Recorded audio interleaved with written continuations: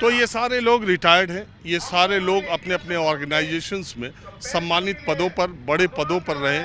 ऐसा नहीं है कि, और ये जो पीछे आप लोग देख रहे हैं ये सारे रिटायर्ड लोग हैं, देश के सीनियर सिटीजन हैं जो अपनी सम्मान की ज़िंदगी जीने के लिए और पेंशन पाने के लिए बहुत दिनों से संघर्षरत है।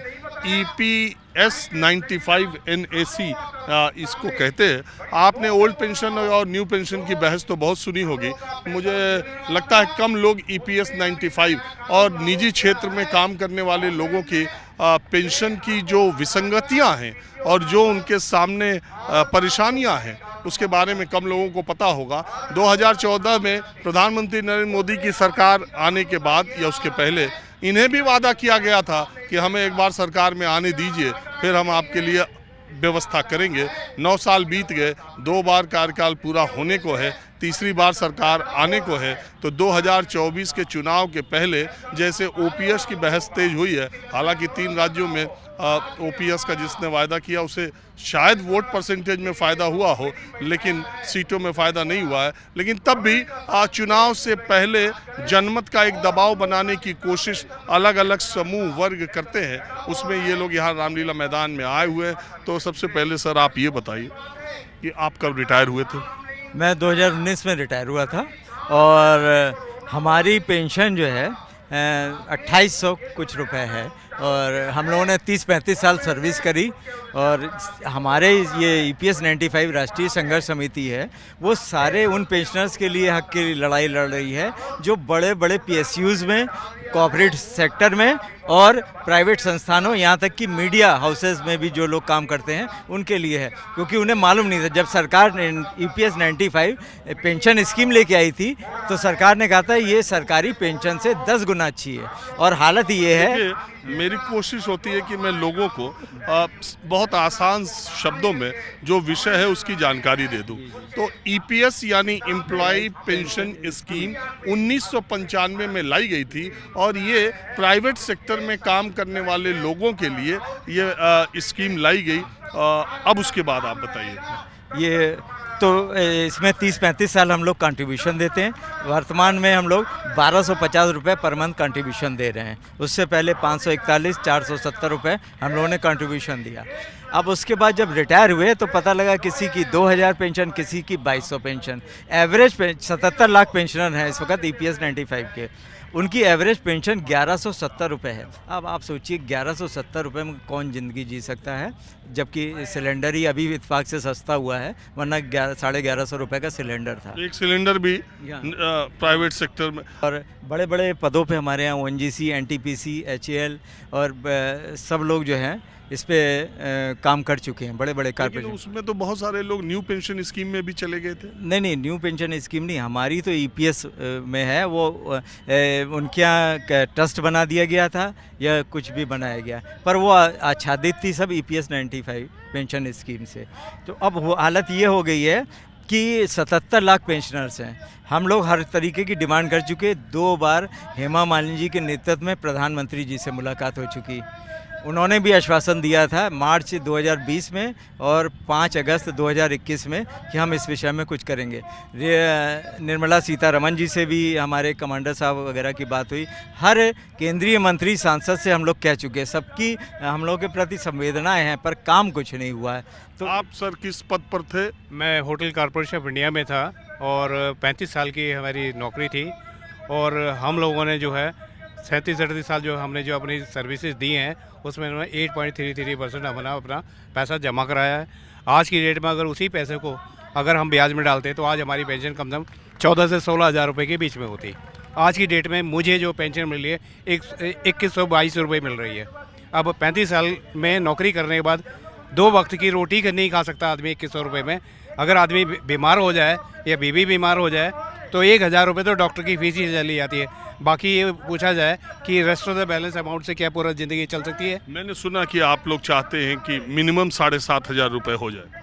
जी, हम ये चाहते हैं कि अब जो पैसा हम लोगों ने जमा कराया, टोटल अमाउंट जो जमा है, अगर उसका ब्याज ही लगाया जाए तो हमारी पेंशन आराम से दी जा सकती है और हमारी कोई ज़्यादा डिमांड नहीं है। हम कहते हैं जो हमारा ब्याज बनता है ना, पेंशन स्कीम के तहत प्राइवेट सेक्टर में काम करने वाले लोग अपना अंशदान ईपीएफओ को करते हैं। बिल्कुल 8.33% जमा करते हैं और 8.33% हम ही लोगों का पैसा कंट्रीब्यूट होता है। जब हम लोग रिटायर होते हैं तो हमारा जो पैसा होता है 8.33% वो मिल जाता है, तो रेस्ट जो 8.33% है वो इनके पास चला जाता है। ये उस पैसे को जो है इन्वेस्ट करते हैं। उस समय बड़े बड़े सब्ज बाग दिखाए थे इन लोगों ने कि आपकी पेंशन इतनी ज़्यादा हो जाएगी कि आपको जो सरकार की तरफ से देखना भी नहीं पड़ेगा। लेकिन आज हमारी हालत है कि सच में हम सरकार की तरफ देखने के लिए मजबूर हो रहे हैं, हाथ जोड़ते फिर रहे हैं। प्राइम मिनिस्टर साहब से हमारी मुलाकात हो चुकी है और मेरे ख्याल से 150 से 200 जो है लोकसभा और राज्यसभा के मिनिस्टर एमपीज़ को हमने ज्ञापन पर्सनली दिए हैं, घर जा के दिए हैं और उन्होंने दिया कि हम आपका समर्थन कर रहे हैं। लेकिन सबसे बड़ा दुख की बात यह है कि खाली कागजों में या मुंह से बोलने से बात नहीं बनती जब तक कि वो उसको इम्प्लीमेंट नहीं करते। आप कहाँ से हैं जरा आप? हरियाणा से, यमुनानगर से जी। और आप कहाँ काम करते थे? मैं बलारपुर इंडस्ट्री पेपर मिल में काम करता हूँ जी। पेपर मिल में? हाँ जी। सरकारी थी वो सेमी गवर्नमेंट? प्राइवेट सेक्टर जी। प्राइवेट से बालेश्वर सिंह नाम है जी मेरा। हम यमुनानगर से आए हैं जी। हमारा भी सेम कुछ से हाल है जी। हमारी भी पेंशन में पैसा काफ़ी गया है। अब हमारी हाल सर ये बता दें आपको, हम पहले हमारा हाथ बच्चों के सिर्फ ऐसे जाता था जी, अब हमारा हाथ बच्चों से ऐसे हो गया जी। आप चाहोगे कि हम बुजुर्ग आदमी, आपके चैनल के शुरू में कहना था, हम लोगों का हाथ बच्चों से ऐसे हो जाए तो हमारी वो हालत है, दयनीय हालत ये हो गई है कि मेडिकल के लिए बीवी बीमार हो जाए तो हमारे पास पैसा नहीं है, हम बीमार हो जाए हमारे पास पैसा नहीं है। अब ये दयनीय हालत में हम सरकार से निवेदन कर रहे हैं कि जब आप रिटायर हुए तब कितनी तनख्वाह पाते थे? तब हमारी तनख्वाह मेरे टोटल तनख्वाह हमारी 30,000 थी जी। 30,000 थी। बलारपुर इंडस्ट्री का बता रहा हूँ, हमारी बलारपुर से यमुनानगर में। रिटायर हुए 20 में जी, 2020 20 में रिटायर हुए, 30,000 तनख्वाह थी। और अब आपको पेंशन कितनी मिलती? 3,000 जी। 3,000 पेंशन मिलती है जी। अब दैनिक हाथ ये है जी हमारी, अब हमारी इंडस्ट्री है जी बलारपुर इंडस्ट्री पेपर मिल, वो एनसीएलटी में चली गई जी। हमारा मूलधन भी पैसा नहीं मिला है जी। हम लोग वो एनसीएलटी में चली गई। हाँ, उसके बाद हम लोग रिटायर हुए। हमारा दैनिक ऐसी है, हमारा पैसा ही नहीं मिला हम लोगों का। हम आप कभी यमुनानगर में आए जो उनकी हालातें देखोगे नहीं, बस ये हम कह नहीं सकते कि हम सरकार इन्वॉल्व है, अब कौन कौन इन्वॉल्व है हमें नहीं पता, लेकिन हम लोग की दैनिक इतनी हालत है जी, हम चाह के भी अशोक रावत जी की फाइनेंशियल मदद नहीं कर सकते जी। ये हालत, लेकिन हम लोग किसी तरफ चंदा इकट्ठा कर करके हम अपनी 2 बसें लेके आए हैं जी यहाँ पे। आप अपने बारे में बताएं। सर, क्या है कि हम लोग आप कब रिटायर हुए? 2020 में रिटायर हुए हैं। कहाँ से? बलारपुर इंडस्ट्री अच्छा, वहीं से। हाँ, 20 साल की उम्र में भर्ती हुए, 60 साल में रिटायर हुए। उसके बाद पेंशन हमें कुछ नहीं है। सरकार फ्री में बांटे जा रही है, कहीं लाडली बहना योजना, कहीं गैस सिलेंडर फ्री, कहीं सोना, कहीं चांदी, कहीं टीवी, सारी क्षेत्रीय डालें, चाहे कोई नेशनल पार्टी है। लेकिन मजदूरों का जो पैसा कटा उनको अपना हक ही नहीं मिल रहा है। और सबकी पेंशन, सरकारी पेंशन ओपीएस मांग रहे हैं फ्री में, जो उनका कुछ कटता ही नहीं है। हमारा तो कटा हुआ, हमने अंशदान किया हुआ है, बिना कटे हुए को तो झोली भर दे रहे हैं। जिनका 40 साल तक कटा, 38 साल तक कटा, उनको कुछ दे ही नहीं रहे हैं। बात सही है।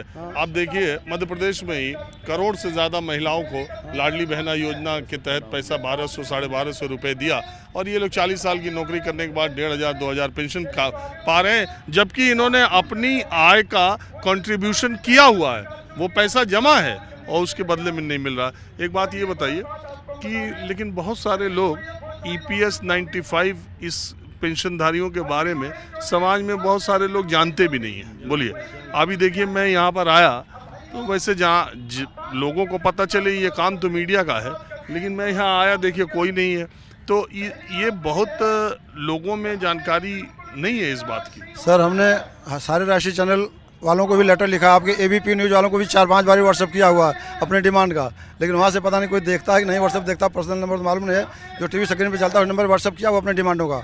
EPS 95 का अपनी कंपनी की जो हमारे पैसा मार लिया उसके बारे में कोई कुछ रिस्पांस नहीं मिला।